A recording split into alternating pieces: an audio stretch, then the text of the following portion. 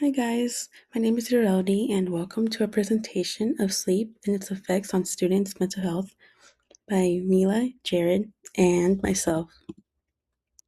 So, what occurs to an individual's psychological well-being when they don't receive a good night's sleep?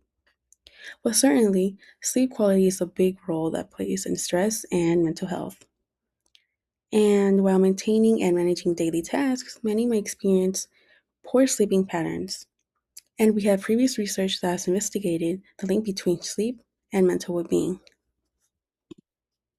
So, for previous research, Milojevic and Lukowski has found that individuals with a healthy sleeping pattern or quality reported to a low amount of psychological disorder symptoms. Additionally, through meta-analysis trials, Scott and others found that improving our sleeping quality individuals would reduce mental health problems such as depression and anxiety.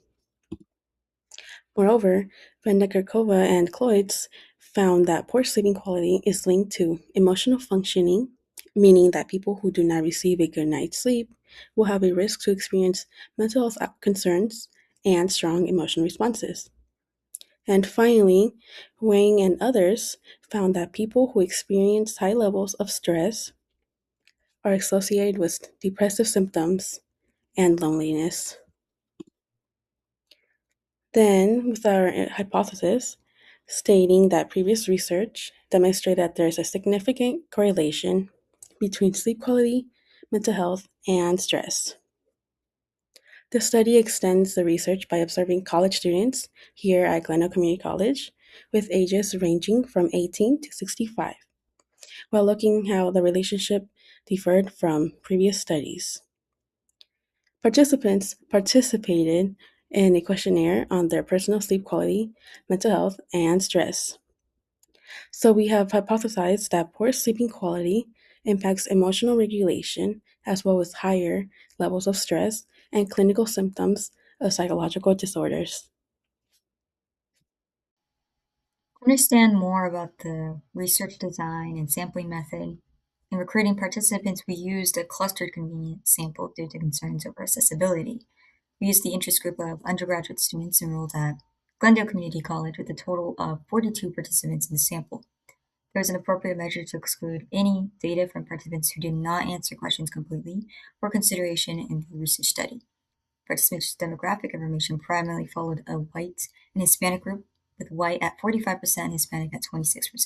American Indian or Alaska Native 0%, Asian or Asian American 7%, Native Hawaiian or other Pacific Islander 0%, Black or African American 2%, and other 19%. The participants' ages ranged from 18 to 65 years old, with a mean age of 27. The ethical standards in the conduction of the research involving participants' responses were met, and the project received IRB approval. Stress levels were organized into one of three sections into the Google form as a variable that we looked into for our study. It is defined to describe the participant's stress over areas in everyday life over the past 7 days using the National Stressful Events Survey, Acute Stress Disorder Short Scale NSESSS by Kilpatrick DJ et al. 2013. Optionalization involved a composite score of participants' responses, which were used as scores reflecting stress indicators. The study variable involved a 9-item questionnaire valued on a numerical Likert scale from 1 to 5. We coded 1 as not at all to 5 as extremely, based on their individual personal experiences. Another variable for the study was psychological disorder symptoms described by participants' experiences and self-reported mental health understanding related to anxiety and depression, with statements like, "Over the past month, I have felt overwhelmed by daily tasks." The optionalization involved a composite mean score of the participants' responses. We also used the ASR, Adult Self-Report Form by Achenbach, TM et al. 2013. This was organized as a section in the Google form with a 9-item questionnaire, numerically valued from 1 to 5, where 1 was not true and 5 was very true. The third and final variable was sleep quality. This examines participants' self-reports on their individual experiences and habits related to resting periods. Optionalizing sleep quality involved the use of PSQI, Pittsburgh Sleep Quality Index by Boyce, DJ et al., created in 1889.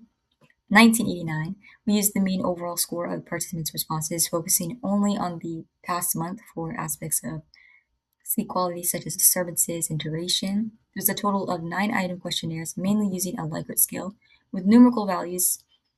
Items used a 0 to 3 scale, where 0 was labeled not during the past month and 3 as 3 or more times a week. We also included one open response question at the beginning of the questionnaire regarding participants' typical sleep time. The procedures are as follows. The study followed a non-experimental cross-sectional correlation design where manipulation of variables were not present and there was no assertions of causal claims. We used Google Forms in online format or for the appropriate collection of participants' responses during the survey sessions. The links to the form were sent by the instructor for the recruitment process. Consent forms were agreed upon by the students as they answered questions regarding their experiences with the variables of sleep quality, stress levels, and psychological health. At the end, participants were thanked and debriefed about the research study, and the survey took approximately 5 to 20 minutes to complete. Moving on, we scored participants' answers through, like we said before, the PSQI, the NSESSS, and the ASR. Basically, we also did a reliability analysis, and Combrex for each of those was 0.58 for P, 0.81 for the NESS, and 0.85 for the ASR. Now, you may notice that the PSQI is kind of low. That's because you'll see here in a second that it didn't really go the best. We also justified our findings through these just because of the NESSS and the ASR being so much higher than the PSQI. And the way we discovered this was basically combining like all the questions into raw data so we can cross-examine them through this. As you can see, this is figure 2 of our results, and if you can see there, PSQI scores had relatively no correlation to each other. Instead, the stress scores and the psychological symptom scores, which is the NSESS and the ASR respectively, had a significant correlation. What I mean by this is if we actually look at this and see that for the correlation analysis, that all the alphas were set at 0.05, or if you did this in any software like Jamovi, it will be set at 0.95, and we found that we were wrong. We were so wrong, in fact, that there was no significant correlation between sleep and psychological symptoms, as seen with the R40 equals 0.05, P equals 0.734, and Rn squared equals 0.003. Sorry. Again, as you can see in figure 2, there was no significant correlation between sleep and stress, as seen here with an R40 equals 0.09, P equals 0.56, and N squared equaling 0.01. Except for one, which was not the one we were exactly looking for, which was that there is a significant correlation between psychological symptoms, mainly being depression, anxiety, and stress, acute stress to be exact, which was R40 equals 0.0794, P less than 0.001, and a N squared of 0.63. So, as contrary to what we predicted, that sleep does have an effect on these two factors, in which they do not. And they are not supported by the findings of Melchizedek and Lucific, who discovered the significant relationship between sleep quality and mental health. What we did find is that there's a correlation between psychological symptoms and acute stress. We were not looking for this, mind you. We found this accidentally.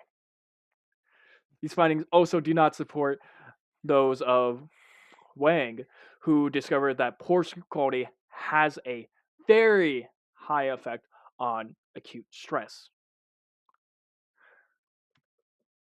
So, what did we learn? Well, in the context of examining GCSE students and how sleep quality affects acute stress and psychological symptoms such as depression and anxiety, further research could, in fact, take a more lengthwise approach, doing the survey multiple times with the same student to see the different effects of how going out through a semester would affect the study. Now, that wouldn't be exactly possible for us, considering that we don't have the exact time and we would have to do this across multiple different classes to get a substantial different enough response. Further research should also consider going further than GCSE and go to other four-year universities, or hell, go to even more community college and find out whether it's consistent across their students and their different student populations. Overall, this study suggests that there is no correlation between sleep and acute stress or psychological symptoms. But that should not deter you from looking past other studies like Luxovic and Wang and do your own research. Find out the meaning behind why we failed and instead go further deeper into it. We want to hear from you and only you. So don't stop from studying. Always learn. And of course, here are references. That'll be all. Thank you. And bye bye.